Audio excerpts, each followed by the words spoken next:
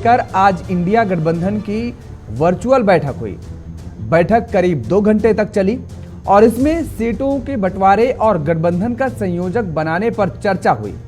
बैठक में कांग्रेस अध्यक्ष मल्लिकार्जुन खड़गे, राहुल गांधी, लालू यादव और नीतीश कुमार समेत अन्य विपक्ष दलों के नेता मौजूद रहे, लेकिन तृणमूल की प्रमुख और पश्चिम बंगाल की मुख्यमंत्री ममता बनर्जी और शिवसेना यूबीटी के उद्धव ठाकरे और इसके साथ समाजवादी पार्टी के मुखिया अखिलेश यादव इस बैठक का हिस्सा नहीं रहे। सीट बंटवारे के मुद्दे पर ममता ने पहले से ही कांग्रेस से दूरी बना रखी है और वह कांग्रेस को बंगाल में 2 सीटें देने पर अड़ी है। दरअसल ये पहला मौका नहीं है जब ममता बनर्जी ने बैठक में आने से इनकार किया हो। दिसंबर 2023 में भी ममता गठबंधन की बैठक में मौजूद नहीं हुई थी। तब उन्होंने कहा था कि कांग्रेस ने बैठक की जानकारी 2 दिन पहले दी और ऐसे में मैं पहले से तय अपने कार्यक्रम रद्द नहीं कर सकती। तो ममता बनर्जी ने 28 दिसंबर को राज्य में अकेले लोकसभा चुनाव लड़ने की भी इच्छा जाहिर की। उत्तर 24 परगना में एक रैली के दौरान ममता ने कहा था कि हमें बीजेपी को सबक सिखाना है, किसी अन्य पार्टी को नहीं। बंगाल में टीएमसी की सीधी टक्कर बीजेपी से है। सीट शेयरिंग के मुद्दे पर सभी पार्टियों से खुले मन से बात की जाएगी। उधर शिवसेना यूबीटी नेता संजय राउत ने 29 दिसंबर को महाराष्ट्र में सीट बंटवारे पर कोई समझौता न करने के संकेत दिए थे। उन्होंने दावा किया कि शिवसेना महाराष्ट्र में सबसे बड़ी पार्टी है। लोकसभा चुनाव में दादरा और नगर हवेली सहित 23 सीटों पर शिवसेना लड़ती रही है और वह मजबूती से लड़ेगी भी।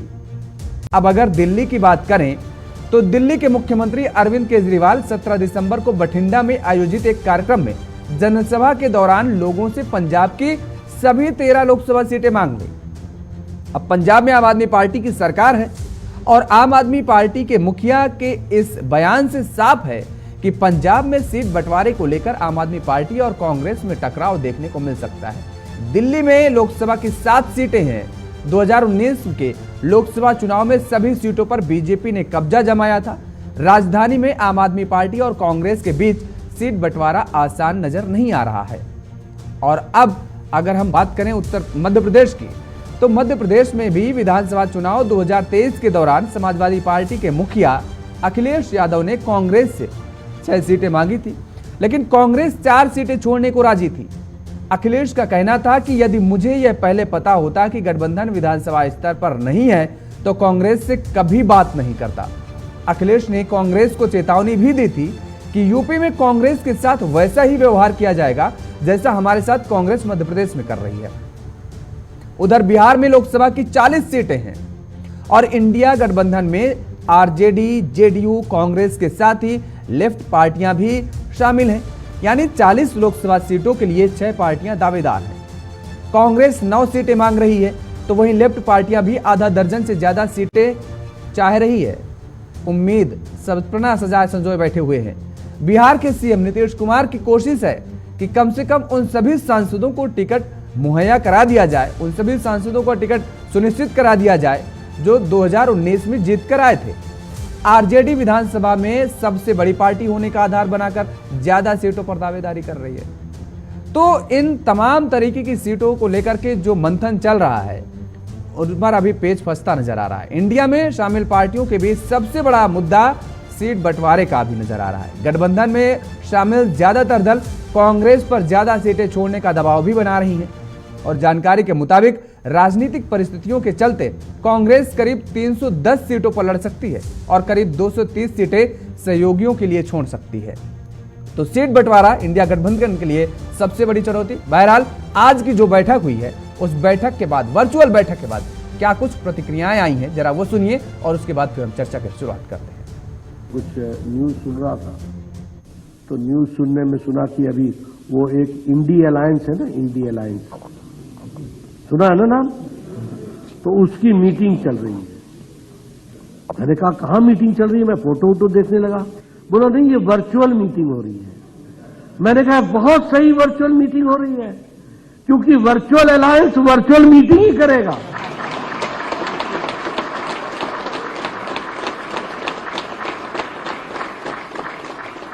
ये तो वर्चुअल अलायंस है, तो ये वर्चुअल मीटिंग करेगा, रस्म अदायगी करेगा और क्या करेगा, और इससे ज्यादा ये क्या कर सकते हैं। और मैं एक बात यहां ये भी कहना चाहता हूं, इनका एजेंडा क्या है। इनका एजेंडा, मोदी जी का एजेंडा क्या है, विकसित भारत। मोदी जी का एजेंडा क्या है, युवा आगे बढ़े। मोदी जी का एजेंडा क्या है, एंटरप्रेन्योर आगे बढ़े। मोदी जी का एजेंडा क्या है, किसान आगे बढ़े। मोदी जी का एजेंडा क्या है, महिलाओं को ताकत मिले। मोदी जी का एजेंडा क्या है, गरीबी समाप्त हो। उनका एजेंडा क्या है, मोदी हटाओ, ये मोदी हटाओ, ये एजेंडा पकड़ा हुआ है।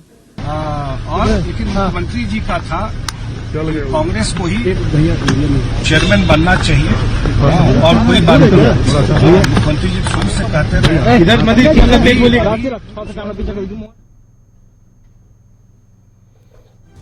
तो आपने प्रतिक्रियाएं भी सुनी। नीतीश कुमार ने कहा कि दरअसल उन्हें कोई लालसा नहीं है किसी पद की। संयोजक बनाने को लेकर के आज चर्चा होनी थी। ये कहा जा रहा था कि संयोजक आज मिल सकता है, लेकिन संयोजक तो नहीं मिला। लेकिन ये कहा जा सकता है कि मल्लिकार्जुन खड़गे को इस इंडिया अलायंस का प्रेसिडेंट, अध्यक्ष बनाया जाने की खबरें सामने आई हैं। और उधर बीजेपी लगातार ये कह रही है कि जिस तरीके से वर्चुअल बैठक हुई वैसे ही ये वर्चुअल गठबंधन है केवल। बहरहाल आज समझने की हम कोशिश करेंगे कि क्या कुछ इंडिया में अभी तक चल रहा है और बीजेपी अपनी रणनीति में कहां तक आगे निकल गई है। हमारे साथ कुछ मेहमान जुड़े हुए हैं, आपका तारुफ करा देते हैं। डॉक्टर अजय उपाध्याय जी हैं, कांग्रेस के प्रवक्ता हैं। राकेश सिंह जी हैं हमारे साथ, भारतीय जनता पार्टी के प्रवक्ता हैं। अर्नब देवनाथ जी हैं, टीएमसी के नेता हैं। आलोक पांडे जी, राजनीतिक विश्लेषक, हमारे साथ जुड़े हुए हैं। आप सभी मेहमानों का बहुत स्वागत है। डॉक्टर अजय उपाध्याय जी, चर्चा की शुरुआत आपसे ही करते हैं। आज ये बैठक जो हुई वर्चुअल बैठक का नतीजा क्या कुछ रहा, और आधी जनवरी निकल गई, आज 13 जनवरी हो गई। हम इसलिए कह रहे हैं कि आधी जनवरी निकल गई, समय कितना कम बचा हुआ है और आप अभी बैठक पे बैठक कर रहे हैं। बीजेपी पूरा रोड मैप तैयार कर चुकी है कि किस तरीके से चुनाव लड़ना है और किस तरीके से सीटों को जीतना है। बीजेपी ने क्या रोड मैप तैयार किया है मुझे तो नहीं पता, देश के लोगों को भी नहीं पता। शायद 38 दल का गठबंधन, एनडीए गठबंधन इनका रहा है। आज तक कहां कब मीटिंग हुई है और कब सीट शेयरिंग की बात हो गई। चलिए उन पर मैं क्यों बात करूं। आपने अच्छा किया, इंडिया गठबंधन के बारे में पूछा है। हमारा जो है, हमारे विपक्ष के जो साथी हैं एक साथ बैठ रहे हैं, मंथन संवाद करके कहीं ना कहीं एक रास्ता निकालने का प्रयास, सीटों का रास्ता भी, रणनीति का काम भी, और साथ में आपसी समन्वय बना करके कहीं ना कहीं आगे की रणनीति को भी हम लोग कार्य रूप देने का काम कर रहे हैं। राष्ट्रीय अध्यक्ष भाजपा के जो अभी मैंने विशद रूप से जो है घबराए हुए हैं, जिस तरह छटपटाहट है वो भी दिख रही है कि कैसे कैसे भाषा का प्रयोग एक विपक्षी गठबंधन जो संवाद के साथ लोकतंत्र में अपनी वजूद रखते हुए काम करता है, उसके साथ सत्ता पक्ष का कोई भी पार्टी, वो भी इतनी बड़ी पार्टी के अध्यक्ष इस तरह की भाषा का प्रयोग करें। वर्चुअल की बात कर रहे हैं, इसका मतलब मोदी जी ने आज तक जितने वर्चुअल कार्यक्रम किए हैं वो सब छलावा था। अमित शाह जी और भाजपा के सरकारों में जो भी मंत्री आज तक वर्चुअल मीटिंग करते हैं सारे छलावे हैं। इसका मतलब सब में जो है कहीं ना कहीं झूठ होता है, ये वो दर्शाना चाहते हैं। सच बात है, झूठ ही है। कहा उन्होंने कि एजेंडा उनका है बेरोजगारी और महंगाई को खत्म करने का। जब से आए हैं 10 साल में नड्डा साहब को लगता है कि न मार्केट का अनुभव है, न क्षेत्र में जाते हैं, न लोगों से मिलते हैं। मिले तो उनको पता चलेगा कि जीएसटी चावल दाल खाने पीने के आटा दाल पर भी आपने लगा दिया। महंगाई का आलम क्या है सबको पता है। और बेरोजगारी दूर करने की बात उन्होंने की, चरम पर बेरोजगारी, 45 वर्षों में सबसे ज्यादा बेरोजगारी है। इन मुद्दों को, गरीबी दूर करने की बात की, गरीबों को ही खत्म करने में लगे हुए हैं। लगभग 23 करोड़ लोग नीचे आ गए थे बीपीएल से इनके शासन में पिछले 9 साल का ये कमाल है। और एक इनके जो पूंजीपति मित्र हैं उनको संपत्ति सबसे ज्यादा हो गई। नड्डा जी के बयान पर भी जाएंगे। उन्होंने तो और भी बहुत कुछ कहा, परिवारवाद को लेकर के, वो दक्षिण से लेकर के पूरब तक पूरा उन्होंने सुना दिया कि किस तरीके से बताया है कि परिवारवाद का जो सिलसिला है वो भी चल रहा है। लेकिन ये जो संयोजक को लेकर के लड़ाई चल रही थी, जो अंदर चर्चाएं चल रही थी कि संयोजक जल्द ही इंडिया गठबंधन का हो जाएगा, वो भी आज नियुक्त नहीं किया गया है। नीतीश कुमार कह रहे हैं कि हमें कोई पद की लालसा नहीं है। उधर उनके नेता कह रहे हैं कि भाई साहब प्रधानमंत्री, होर्डिंग लगने लगी कि प्रधानमंत्री के अगर सबसे ठीक उम्मीदवार कोई है तो नीतीश कुमार है। पांडे जी, बात है कि नीतीश कुमार जी ने जो आज बात रखी और जिस तरह से जो चर्चाएं आपके माध्यम से हो रही है, ये तो और यथार्थ सत्य हो गया। जब वो इस गठबंधन के शुरुआत में अगुवा में थे, अग्रणी भूमिका में थे, उस समय भी वो कहते थे कि मुझे कोई पद की लालसा नहीं है। उस समय मीडिया के लोग और भाजपा के लोग जो है एक तरफा उन पर वार करते थे कि वो तो प्रधानमंत्री बनना चाहते हैं जी, वो तो राष्ट्रपति बनना चाहते हैं जी, वो तो ये करना चाहते हैं। तो अभी वही सवाल तो मैं अभी उनका भी जो पूछ रहा हूं, स्टैंड ये तब मैं था नहीं वो कह आज रहा है हूं, और आज भी ये है। जेडीयू के लोग नेता ही कह रहे हैं, ये ना तो किसी, तो अगर जेडीयू के नेता ये कह रहे हैं, होर्डिंग लगा रहे हैं, तो सवाल तो बनता है, तभी तो हम पूछ रहे हैं आपसे। योगेश जी, जो जेडीयू के कार्यकर्ता का दिल में रहता है, हर पार्टी के कार्यकर्ता को रहता है कि उसका नेता शीर्ष पद पर पहुंचे, तो वो कार्यकर्ता की एक भावना हो सकती है, पर संयोजक के पद के लिए तो किसी ने कभी नहीं होर्डिंग लगाया। पर मीडिया सुबह से शाम तक गाती रही गीत कि ये संयोजक का पद क्यों नहीं नीतीश कुमार जी को, तो क्यों नहीं फलाने को, तो क्यों नहीं ये काम। मुझे लगता है कि एक प्रक्रिया होती है, कोई भी गठबंधन बनता है, और ये पहली बार इस देश में गठबंधन नहीं बना है। इससे पहले गठबंधन की सरकारें चली हैं लगभग 20 साल से। अभी भी भाजपा की सरकार बेशक बहुमत है उसे, लेकिन वो कहती तो है गठबंधन में कि गठबंधन की सरकार हम चला रहे हैं। तो गठबंधन की एक मर्यादा है, मूल्य है, नैतिकता है, उसका ख्याल सबको रखना है। हम एक दूसरे से मिलजुल कर बात करके ही आगे बढ़ेंगे। हम कोई तानाशाही के युग में तो जी नहीं रहे, जुलते रहिए और मर्यादाओं का ध्यान में रखिए। लेकिन दल का बना लिया और कभी किसी दल के नेता को कभी बुलाया तक नहीं, बात भी नहीं किया। मोदी जी ने बताइए ना, एक दिन आ रहे हम पूछेंगे राकेश जी से, पूछेंगे उसके बाद फिर दोबारा आपके पास आते हैं अजय जी, आएंगे। राकेश जी, इंडिया अलायंस अगर गठबंधन कर रहा है, बैठक कर रहा है, वर्चुअल बैठक हो रही है, तो आपके पेट में दर्द काहे का? वर्चुअल बैठक करे या वो फिर औपचारिक रूप से कैसे भी बैठक करें, आप वर्चुअल कोई करें कि वर्चुअल इंडिया गठबंधन है? इसी को लेकर के अजय जी कह रहे हैं कि जितनी भी वर्चुअल मीटिंग हुई है, क्या वो सारी वर्चुअल प्रोग्राम ही रहें केवल? जो इंडी गठबंधन है वो जेल और बेल का गठबंधन है। कई लोग इनके गठबंधन के लोग जेल में हैं, कई लोग बेल पे हैं, और कई लोगों को अदालत ने सजा सुना चुकी है और वो इनके गठबंधन के साथी हैं। तो ये मूलतः जेल और बेल का गठबंधन है। न इनका विचार है, न कोई मुद्दे हैं। हमारे पास मुद्दे हैं। हम जब मैदान में जाते हैं, हम जब लोगों के बीच में जाएंगे, तो हम इस विषय को लेके जाएंगे कि हम इतने दिनों में हमने क्या काम किया है। हम उन 10 करोड़ महिलाओं से ये वादा करेंगे कि आपको अगर गैस कनेक्शन मिला है तो आगे भी हम इस और महिलाओं को, और जो ग्रामीण महिलाएं हैं उनको भी गैस कनेक्शन कैसे मिले। अगर 48 करोड़ लोगों को हमने बैंकिंग व्यवस्था से जोड़ा, उनके खाते खोले, तो ये हम बताएंगे कि आजादी के इतने दिनों बाद, और जब न्याय यात्रा लेके निकलेंगे राहुल गांधी, तो उनसे भी 48 करोड़ लोग पूछेंगे कि आप बताइए कि आपके शासन में हमारे खाते क्यों नहीं खुल पाए, क्यों माननीय मोदी जी के शासन में हमारे खाते खुले। हम इन कामों को लेकर, हम किसान के पास जाएंगे तो अपने काम को लेकर जाएंगे। हम एमएसपी पे खरीद कितनी हुई है, रिकॉर्ड खरीद जो हुई है, उसके आंकड़े हम रखेंगे। और हम ये भी रखेंगे कि जब यूपीए की सरकार थी, मनमोहन सिंह की सरकार थी, और 2009 में आपको याद होगा योगेश जी, जब चुनाव में जा रहे थे तो इन्होंने 75,000 करोड़ रुपया किसानों का कर्ज माफ करके, ये चुनावी योजनाएं होती हैं कि आप चुनाव में गए उसके बाद भूल गए। यहाँ पॉलिसी होती है, यही बात तो डॉक्टर अजय उपाध्याय जी कह रहे हैं। आपने कहा कि उज्ज्वला गैस सिलेंडर के कनेक्शन दिए, वो पूछ रहे हैं कि कनेक्शन तो दे दिए लेकिन उनको भराएं साहब कैसे महिलाएं? आपने कहा बैंक अकाउंट खाते खुलवा दिए, उन्होंने कहा कि भाई हमने राष्ट्रीयकरण करवा दिया था बैंक का, लेकिन अगर आपने खाते खुलवाए हैं तो अब उन खातों में पैसा कैसे जमा हो, कैसे आए? रोजगार होगा तभी पैसे आएंगे खाते में। आपने कहा किसानों के लिए आपने न जाने कितनी योजनाएं लाई हैं। किसान, अगर योजनाएं किसान के लिए आ रही हैं तो किसान धरना प्रदर्शन क्यों कर रहा है? और आपने जो वादा किया था कि उनकी आय दोगुनी हो जाएगी, तो किस राज्य में, किस प्रदेश में जो है किसान की आय दोगुनी हो गई है? कांग्रेस ही तो पूछ रही है। नहीं, मैं यही जवाब दे रहा हूं। अगर वो पूछ रहे हैं तो इसका जवाब उन्हीं को देना पड़ेगा। ये सवाल पूछा जाएगा कि 27 लाख करोड़ रुपए अभी तक 8 सालों में अगर दिए गए, बैंक अकाउंट के जरिए लोगों के खाते में गए, तो हिसाब लेकर हम जाएंगे।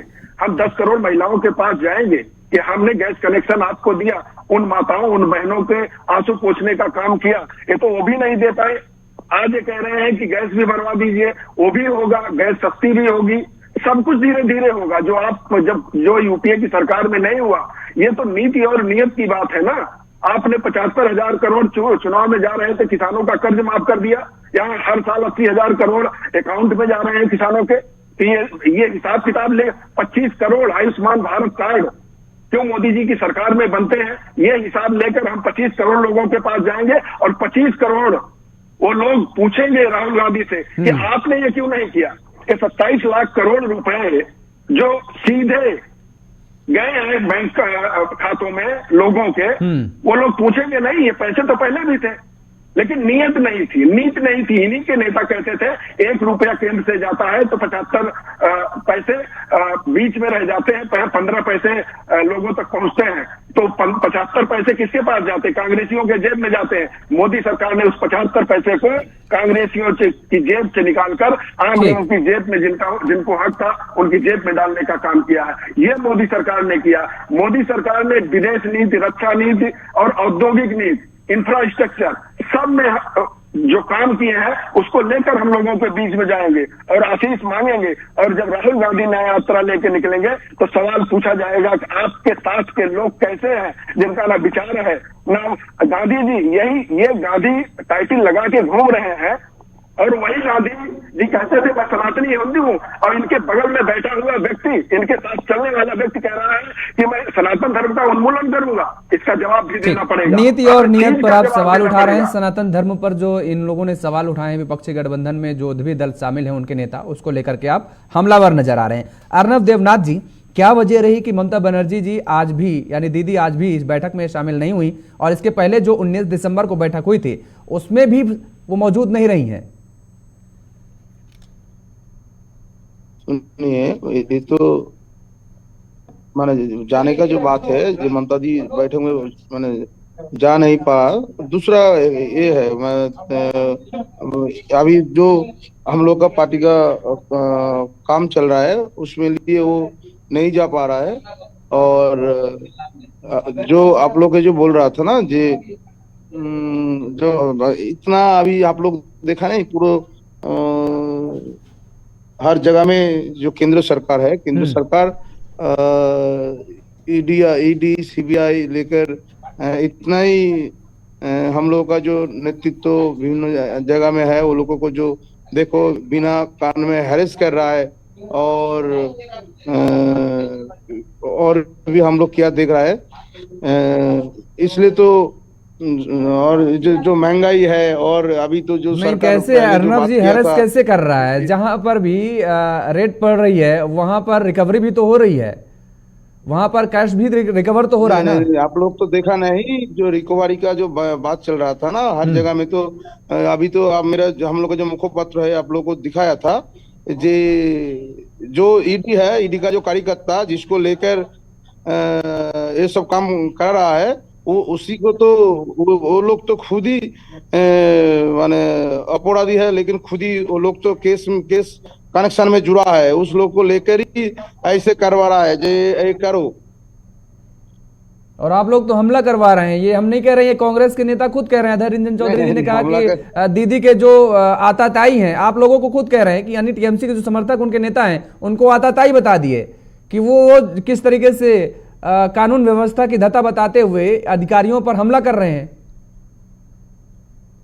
लेकिन बात सुनिए, वो जो हमला कर रहा है, ऐसे ही वो लोग तो जब इधर उधर जा रहा है, कहाँ पे वो लोग जो ईडी जो कार्यकर्ता है, वो लोग को तो पहले तो जानकारी करना चाहिए, हम लोग का जो प्रशासन का साथ तो बात करके जाना पड़ता है ना। ऐसे ही अब वो लोग जा सिविल ड्रेस में इधर उधर जा रहा है किसी को बिना मालूम पता कर, और हम लोग का जो पास है वो लोग खुद ही टाका लेकर जाके बहुत जगह में घुसा के माने फंसाने के चक्कर में है तृणमूल नेता को, इसलिए ऐसे हो रहा है। तो इसलिए आप लोग उन पर हमला कर रहे हैं, लाठी पत्थर बरसा रहे हैं? नहीं सुनो, जो लोग कर रहा है वो लोग तो हम लोग का जो दल का कोई निर्देश व कोई कुछ नहीं है ना। कोई अपने से कुछ करे तो उसके लिए क्या तृणमूल दोषी होगा? तृणमूल नहीं दोषी होगा।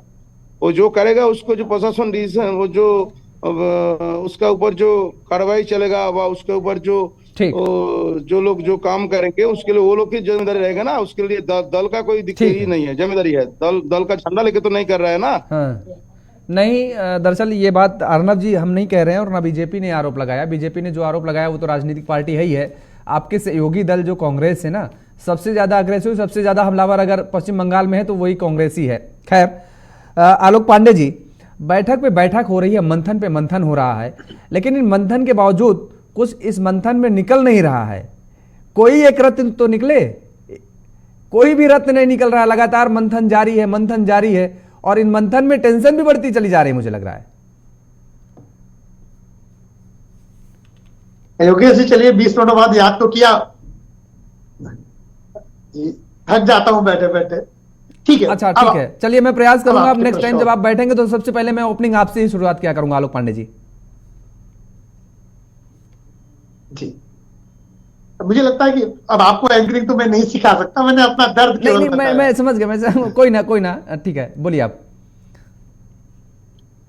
जी, और थोड़ा इको आ रहा है सर आपका। अच्छा, मैं इको ठीक करवा रहा हूँ। देखिए भाई, आलोक पांडे जी को इको थोड़ा जा रहा है, आलोक जी को इको ठीक करवाइए।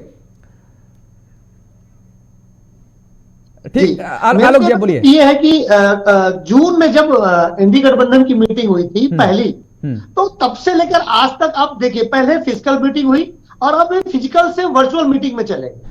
तो आप इसको क्या कहेंगे? इसको अपग्रेडेशन कहेंगे या इसको डिक्लिनेशन कहेंगे? खुद ही जनता तय करेगी ना। आप पहले फिजिकली मिलते हैं, फिजिकली मिलने के बाद सारे लोग एक साथ मीटिंग लीव नहीं करते, सब लोग अलग अलग समय पर लीव करते हैं। कभी नीतीश कुमार अलग लीव कर जाते हैं नाराज होके, कभी लालू यादव जी नाराज हो जाते हैं, कभी अरविंद केजरीवाल नाराज हो जाते हैं, और कभी कभी अखिलेश भाई भी नाराज हो जाते हैं। तो इंडिया गठबंधन की जो कहते हैं ना साइड और घड़ी, वो ठीक नहीं है।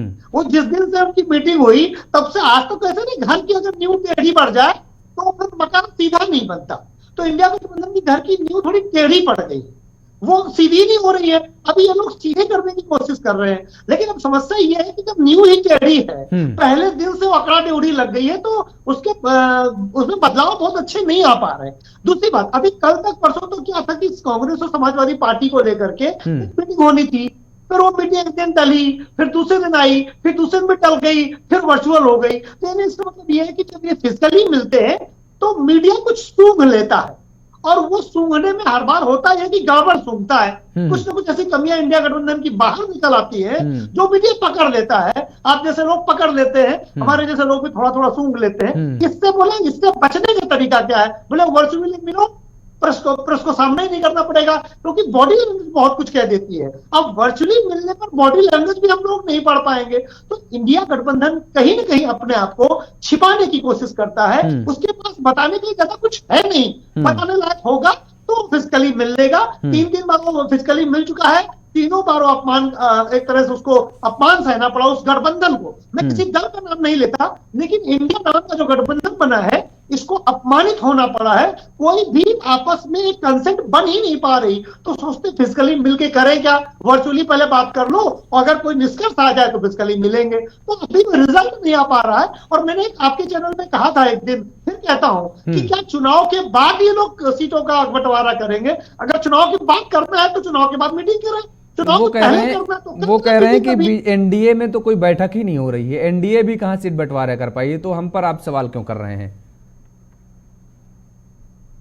नहीं, एनडीए में कोई मतभेद ही नहीं है। मोदी जो कह देंगे सब लोग उतना मान लेंगे। एनडीए में कोई कह रहा है कि बीजेपी को इतनी सीटें देंगे? एनडीए में कोई कह रहा है क्या कि हमें इतनी सीटें चाहिए, नहीं तो हम एनडीए से बाहर निकल जाएंगे? एनडीए कहता निकल जाओ, निकल जाओ। लेकिन इंडिया गठबंधन में बंटवारे को लेकर प्रॉब्लम है ना। एनडीए में अगर एक भी बयान मीडिया में है, किसी ने कहा कि नहीं हम भारतीय जनता पार्टी के और नरेंद्र मोदी के नेतृत्व में नहीं लड़ेंगे, और हमें 30 सीटें चाहिए, नहीं तो हम नहीं लड़ेंगे। मुझे अभी तक जितना मैंने इधर देखा है, 8-10 महीने में भी ऐसा कोई बयान मुझे नहीं दिखाई देता है जहां उनमें सिर्फ फुटबॉल मची हो। सिर्फ फुटबॉल तो आप में बची कि हम आप कैसे लड़ेंगे। एनडीए में मेरे हिसाब से, मेरी जानकारी में, अगर कोई हो तो कांग्रेस के भाई हमें जरूर बताएं कि एनडीए में ऐसी कौन सी मीटिंग आई, ऐसी कौन सी दिक्कत आई जिससे वो वर्चुअली मीटिंग करना पड़े उनको और अपनी सीट बंटवारा करना पड़े। और तो कहां पर ऐसे बयानबाजी आ रहे हैं? जल्दी निकालना होगा। जी, ठीक बात। ये आपके सवाल जायज हैं कि एनडीए में ऐसे सिर्फ फटावल नजर नहीं आ रही। खैर, आएंगे, चर्चा को आगे बढ़ाएंगे। दरअसल यहां पर एक छोटे से ब्रेक का वक्त हो चला है, और ब्रेक के बाद फौरन हाजिर होंगे, फिर चर्चा को आगे बढ़ाएंगे। ब्रेक के बाद एक बार फिर आप सभी का स्वागत है और चर्चा को आगे बढ़ाएंगे। हमारे साथ सभी मेहमान लगातार बने हुए हैं। इंडिया गठबंधन की आज वर्चुअल बैठक हुई है और उसी को लेकर के हम चर्चा कर रहे हैं। अजय उपाध्याय जी, आपसे समझना चाहेंगे, क्या ये नहीं लगता अब कि कांग्रेस में दबाव की राजनीति की जा रही है? यानी सबसे ज्यादा अगर कोई कंप्रोमाइज करे तो कांग्रेस, उसकी वजह भी है, नजर आ रही है। और कांग्रेस जो है किस रास्ते पर चल रही है कुछ नजर नहीं आ रहा है। 2019 लोकसभा चुनाव का हम जिक्र करें, उत्तर प्रदेश में 1 सीट, महाराष्ट्र में 1 सीट, बिहार में कांग्रेस चुनाव लड़ी, वहां पर भी 1 ही सीट, पश्चिम बंगाल में 2 सीट, पंजाब में 8 सीटें पे पंजाब में बेहतर प्रदर्शन किया था, दिल्ली में तो खैर क्लीन स्वीप किया था, तो 7 सीटों पर बीजेपी ने जीत हासिल की थी, झारखंड में 1 सीट। हर जगह तो आपका जो प्रदर्शन है वो निराशाजनक रहा। तो आप कैसी अपेक्षा करते हैं कि आपको बेहतर सीटें वहां के छत्रप आपको दे दें? देखिए, चुनावी राजनीति की बात है, जब चुनावी राजनीति की बात आएगी और पारस्परिक जो गठबंधन की बात चल रही है, उस गठबंधन में सभी दलों का अपना स्टेक है। जो क्षेत्रीय छत्रप है, निश्चित तौर पे उनकी अपनी अहमियत है और उनके कारण उनको जो है उनका जो अधिकार वहां मिलना चाहिए, उसी पे चर्चा हो रही है। चर्चा का कारण भी यही है, राष्ट्रीय पार्टी हम हैं, कन्याकुमारी से कश्मीर तक और कच्छ से कोहिमा तक, तो निश्चित तौर पर हमारे अपने पर्सपेक्टिव है, अपने सोच है, हमारे अपने काडर है, हमारी अपनी वैचारिक आधार है। उन आधारों पर अलग अलग राज्यों में हमारे जो लोग हैं वो भी अपने हिसाब से डिमांड कर रहे हैं। हमने एक अलायंस से बात करने के लिए कांग्रेस पार्टी ने अपना एक अलग से एक टीम बनाया है, 5 लोगों का, सीनियर लीडर्स उसमें है।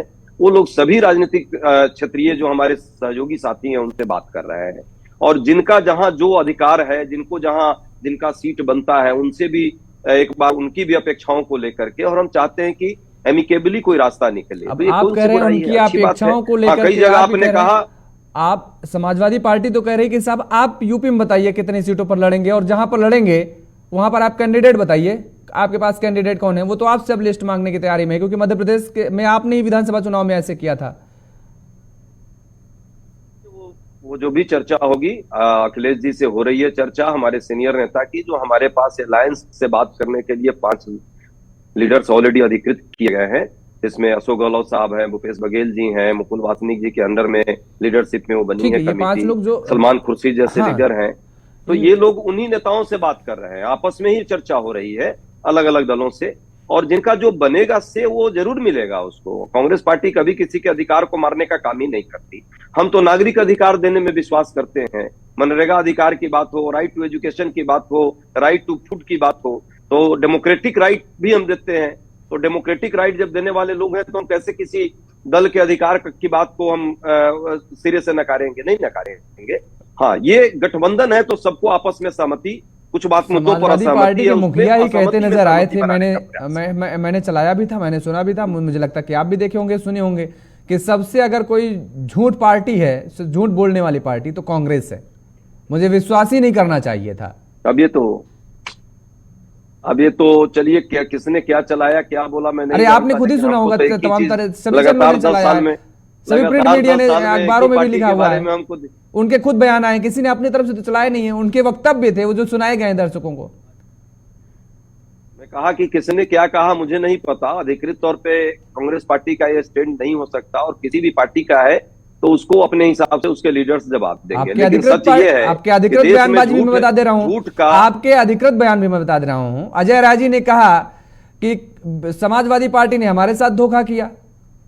बताइए, उत्तराखंड में जब उपचुनाव हुआ और उत्तर प्रदेश में उपचुनाव हुआ, हाँ, तो उन्होंने क्या उदाहरण दिया, आपको तो याद ही होगा। उत्तर प्रदेश की राजनीति में स्थानीय लेवल पर जो कि विधानसभा की बात थी और विधानसभा के संदर्भ में कुछ चर्चा हुई थी, उन चर्चाओं से हम लोग आगे बढ़ चुके हैं। चर्चाएं राजनीति में होती रहती है। चलिए, आप आगे बढ़ने का दावा कर रहे हैं, लेकिन अजय उपाध्याय जी सवाल आकर के फिर वहीं खड़ा हो जाता है कि अगर आप लोग आगे बढ़ गए हैं तो फिर अखिलेश यादव आज की बैठक में शामिल क्यों नहीं हुए, ममता बनर्जी आज की बैठक में शामिल क्यों नहीं हुई, उद्धव ठाकरे आज की बैठक में शामिल क्यों नहीं हुए, सवाल वहीं पर आकर के ठहर जाता है। इसलिए अगर सब कुछ ठीक ठाक है तो बैठक में जब कुछ गड़बड़ी दिखती है तभी सवाल खड़े होते हैं। सब कुछ अच्छा चलेगा, एनडीए में क्यों नहीं सवाल उठ रहे हैं? यही तो अभी आलोक पांडे जी बता रहे थे कि एनडीए में बताइए ना कहां से फुटबॉल चल रही है, कहां बयानबाजी चल रही है। एनडीए में इसलिए सवाल नहीं उठ रहे हैं क्योंकि एनडीए में कोई वैसा व्यक्ति नहीं है जिसके पास कोई अपनी जमीन हो। भाजपा के अलावा बताइए ना कौन से ऐसे 5 दलों का नाम बता दे रहे हैं। यहाँ जितने पैनल में बैठे हुए लोग हैं, आप तो बुद्धिमान पत्रकार है, लेकिन ये पॉलिटिकल लोगों से भी मैं पूछ रहा हूं, जिनके पास 10 सीट हो भाजपा के अलावे, 5 पार्टियों का नाम में बताएं एनडीए गठबंधन के। ठीक है, राकेश जी जरूर याद होगा उनको कि 10 जवाब दे दीजिएगा अजय उपाध्याय जी का। 5 पार्टियों का हो इनके पास, मुझे नहीं लगता किसी के पास। और महाराष्ट्र में क्या ये नहीं लगता है राकेश जी, महाराष्ट्र में क्या नहीं लगता है कि आपके बीच में कुछ तनातनी नजर आ सकती है, क्योंकि वहां पर भी शिंदे साहब अलग भी आप सीट की मांग करेंगे, अजीत दादा अलग अपनी सीट की मांग करेंगे, तो वहां भी कुछ पेंच फंसता नजर आ रहा है क्या आप में भी? देखिए, पहले तो कोई गठबंधन बनने से पहले, साथी बनाने से पहले उसके विचार में साम्यता होनी चाहिए। इंडी गठबंधन का सबसे पहला ये दिक्कत है कि उसके विचार में साम्यता नहीं है। जितने दल हैं उतने अलग अलग विचार हैं और उन विचारों में मैं नहीं जाना चाहता हूं। और दूसरा बात कि जितने इनके गठबंधन है, ये बताइए कि केजरीवाल अगर यहाँ खड़े हुए हैं, यहाँ सत्ता छीनी है दिल्ली में, तो किसकी सत्ता, किससे सत्ता ली है? वो कांग्रेस से ली है। लड़ाई कांग्रेस से उनकी है। पंजाब में आम आदमी पार्टी और केजरीवाल ने अगर सत्ता हथियाई है तो किससे हथियाई है, किसका ली है, किसकी ली है सत्ता? तो कांग्रेस की ली है। शरद पवार किसके सर पर खड़े हुए हैं, किसके जनाधार पर खड़े हुए हैं? वो कांग्रेस पार्टी है। ममता बनर्जी किसके ऊपर खड़ी है? वो कांग्रेस पार्टी है।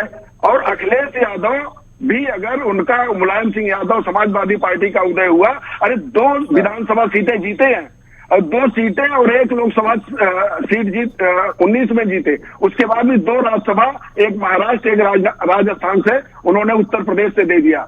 तो इनकी रणनीति है। तो कुल मिलाकर ये ऐसे ही है कि जैसे इनके नेता तमाम भ्रष्टाचार करते हुए जमानत पर हैं, वैसे ही सोच रहे हैं कि आपस तो लड़ाई इनके अंदर है। और मान लीजिए गठबंधन कर भी लेते हैं तो सपा और बसपा से मजबूत गठबंधन जनाधार के मामले में किसी का नहीं है।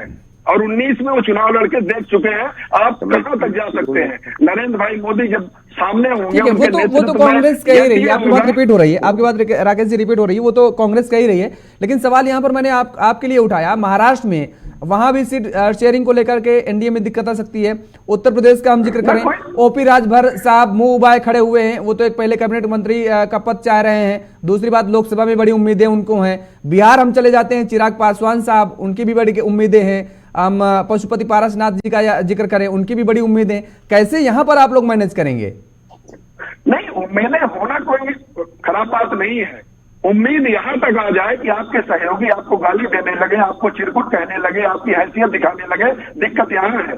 विचार में असहमति सहमति हो सकती है। हमारे योगेश पांडे साथ बैठेंगे, मिलेंगे, किसी मुद्दे पर सहमति असहमति हो सकती है। हम आलोक पांडे को अगर चिरकुट कहने लगे तब समस्या होती है, तब गठबंधन कहां तक चलेगा? अरे इन्हीं के नेता अखिलेश यादव, इनके गठबंधन के प्रमुख साथी, इनके प्रदेश अध्यक्ष उत्तर प्रदेश के अजय राय को चिरकुट कहते हैं। और कहते हैं कौन अखिलेश, इनके पूर्व मुख्यमंत्री कमलनाथ। दिक्कत यहाँ आती है, सहमति असहमति यहाँ दिक्कत नहीं है। बीजेपी में विचार की भी साम्यता है और अनुशासन भी है। और एक नेता, और वो वैश्विक नेता है, सिर्फ भारतवर्ष के नहीं, नैतिकता और भरोसे के प्रतीक है नरेंद्र भाई मोदी। उनके नेतृत्व में हम जा रहे हैं। कहीं से कोई दिक्कत नहीं है। सब आपस में बैठ के आगे बढ़ने की तैयारी कर रहे हैं।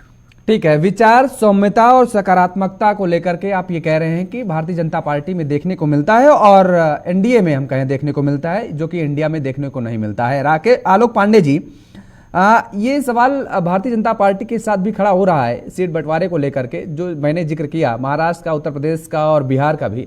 यहाँ पर कुछ पोजीशन क्रिटिकल नजर आ रही है क्या? बीजेपी के लिए भी कुछ तनाव दिख रहा है क्या, तनाव सा? नहीं, देखिए, डिमांड होगी वो बीजेपी के साथ बड़ी अच्छी डिमांड होगी, लेकिन मुझे लगता है कि वो कमरे के अंदर सुलझा लेंगे।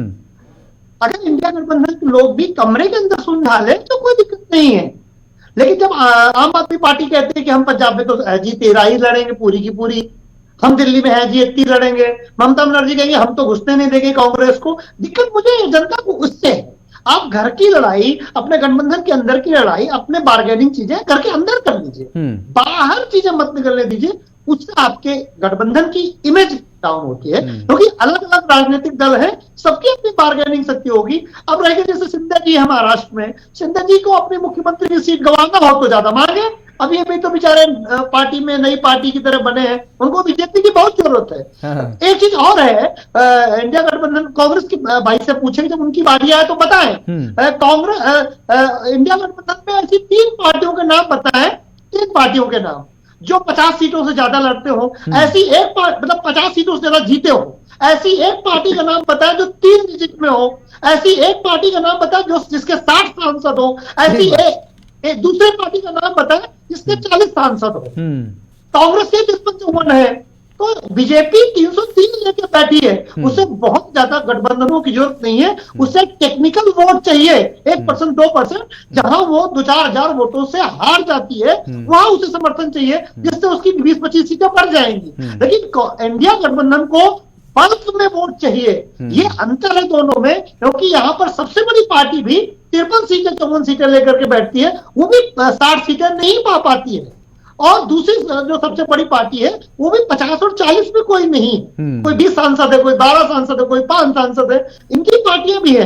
तो वो एक बड़ा अमाउंट भारतीय जनता पार्टी खुद लेके बैठी है। नरेंद्र मोदी जैसा ब्रांड है, 10 साल में सत्ता में रहने के बाद भी वैसी एंटी इनकम्बेंसी नहीं है। और दूसरा योगेश जी आप ये समझ लीजिए, ये जो अक्षत चावल का वितरण, राम मंदिर का आंदोलन, 500 साल की घटना, जो धार्मिक चिंतन, अभी तो इंडिया गठबंधन को इससे लड़ना है, इसकी जगह पे ये आपस में ही लड़ रहे हैं। तो बड़ी समस्या ये है कि आपस में पहले सॉल्व करें चीजें, तब बीजेपी से लड़ पाएंगे।